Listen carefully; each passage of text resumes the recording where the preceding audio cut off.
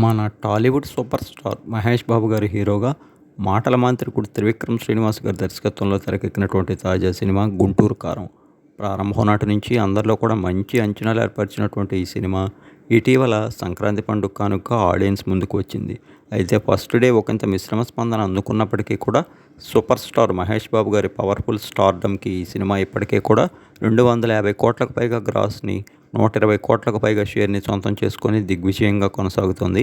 అక్కడక్కడ చాలా ప్రాంతాల్లో మహేష్ బాబు గారి స్టార్డంతో ఈ సినిమా బ్రేక్ ఈవెన్ని సాధించడంతో పాటు 1-2 ప్రాంతాల్లో లాభాల బాటలో కూడా పయనిస్తోంది. నిజానికి 1-2 ప్రాంతాల్లో అటు లాసులు వచ్చినప్పటికీ కూడా ఓవరాల్గా ఆ టాక్తో గుంటూరు కారం అత్యద్భుతంగా పెర్ఫామ్ చేస్తుందని చెప్తున్నారు ట్రేడ్ అనలిస్టులు.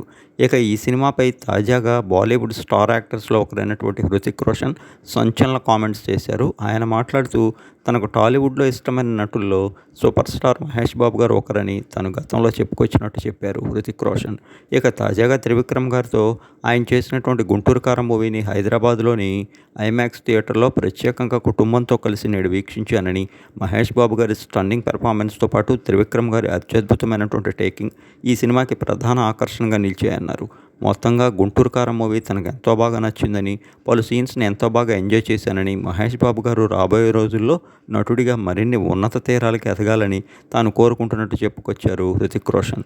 మొత్తంగా హృతిక్ రోషన్ గారు గుంటూరు కారం మూవీపై చేసినటువంటి కామెంట్స్ ప్రస్తుతం సోషల్ మీడియా మాధ్యమాల్లో అయితే వైరల్ అవుతున్నాయి. మరోవైపు గుంటూరు కారం మూవీ ఇంకా కూడా చాలా ప్రాంతాల్లో దిగ్విజయమైనటువంటి క్రేజ్తో కొనసాగుతోంది.